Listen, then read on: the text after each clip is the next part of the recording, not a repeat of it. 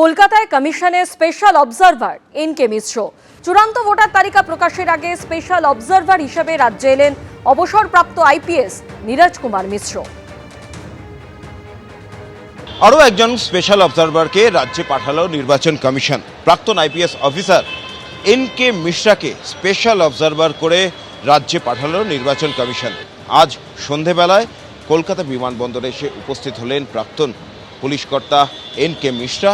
Special observer হিসেবে নির্বাচন commission তাকে এখানে পাঠিয়েছে। এই স্পেশাল অবজারভারকে নির্দেশ দেওয়া হয়েছে যে এসআইআরের কাজ দেখার পাশাপাশি রাজ্যের নির্বাচনের প্রস্তুতি কতটা হয়েছে সে বিষয়টাও খতিয়ে দেখে নির্বাচন কমিশনকে রিপোর্ট দিতে।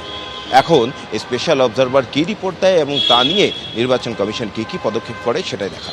ক্যামেরা দীপ্ত চক্রবর্তীর সঙ্গে ব্রতদীপ ভট্টাচার্য, এবিপি আনন্দ, কলকাতা।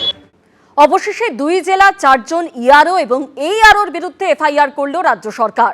অন্যদিকে বসিরহাট 2 নম্বর ব্লকের বিডিও সৌমিত্র প্রতিম প্রধানকেও সাসপেন্ড করেছে রাজ্য সরকার।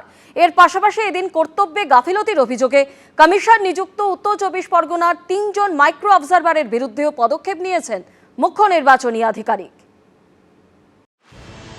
প্রায় 6 মাস পর অবশেষে দুই জেলার 4 জন ইআরও এবং এইআরওর বিরুদ্ধে এফআইআর করল রাজ্য সরকার।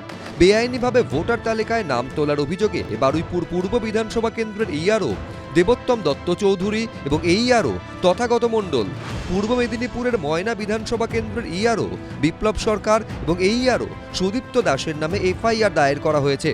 এই নির্দেশ অবশ্য আজকের নয়, গত বছরের 5ই আগস্ট ভোটার তালিকায় গড়মিলের অভিযোগে এই 4 জন ইআরও, এইআরও এবং একজন ডেটা এন্ট্রি অপারেটরের বিরুদ্ধে এফআইআর দায়ের করতে নির্দেশ দিয়ে মুখ্য সচিবকে চিঠি পাঠায় নির্বাচন কমিশন।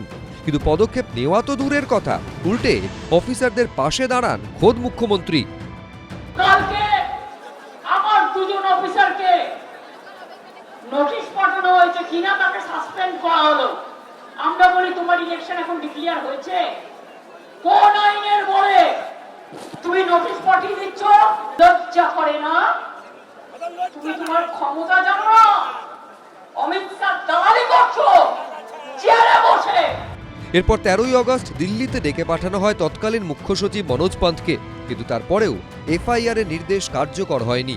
এবছরের 2রা জানুয়ারি পূর্ব মেদিনীপুর ও দক্ষিণ 24 পরগনার জেলা শাসককে এই 4 জন ইআরও, এইআরও এবং একজন ডেটা এন্ট্রি অপারেটরের বিরুদ্ধে এফআইআর করতে নির্দেশ দেয় নির্বাচন কমিশন।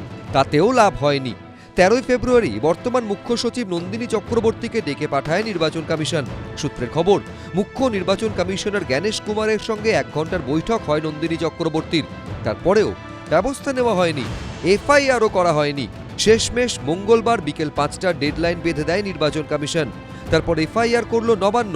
তবে মঙ্গলবারও ফের অফিসারদের পাশে থাকার বার্তাই দিয়েছেন মুখ্যমন্ত্রী। আরো 4 জনের ক্ষেত্রে এফআইআর করতে বলেছিল কমিশন। আরে ঠিক আছে, আমার বিরুদ্ধে তো কত এফআইআর আছে, এত এইভাবে নিচ্ছেন কেন? এত সিরিয়াস? এগুলো আইনের পথে চলবে, এগুলো নিয়ে চিন্তা করার কোনো কারণ নেই। We are with the officials and we will be with them. সংবিধান পরিষ্কারভাবে বলে দিয়েছে ইলেকশন কমিশন ইজ সুপ্রিম। আপনি যে সুপ্রিম কোর্টে গেছিলেন কালো চাদর গায়ে দিয়ে, কি লাভ হয়েছে? সব ভয়টাই দেখে লাভ নেই, যেতে আপনাকে হবে। ফাইনাল ভোটার লিস্ট দেখার পরে উনি বলবেন আমি ভোটে লড়বো না। বলছে যে আপনার দম থাকলে ভবনে পড়ে লড়ুন। আপনি যদি হারাতে না পেরেছে, আমার নাম শুভেন্দু। এর পাশাপাশি এদিন কর্তব্যে গাফিলতির অভিযোগে কমিশন নিযুক্ত উত্তর 24 পরগনার 3 মাইক্রো অবজারভারের বিরুদ্ধেও পদক্ষেপ নিয়েছেন মুখ্য নির্বাচনী আধিকারিক। তাদের চাকরি থেকে সাসপেন্ড করা হয়েছে। এদের মধ্যে রয়েছেন 2 জন ব্যাংক ম্যানেজার এবং একজন ইনকাম ট্যাক্স ইন্সপেক্টর। অন্যদিকে বসিরহাট 2 নম্বর ব্লকের বিডিও সৌমিত্র প্রতিম প্রধানকে সাসপেন্ড করেছে রাজ্য সরকার।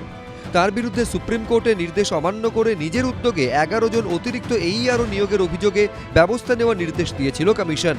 সুমন ঘরাই, রুমা পাল, বিটন চক্রবর্তীর রিপোর্ট, এবিপি আনন্দ। এবিপি আনন্দ এগিয়ে থাকে, এগিয়ে রাখে।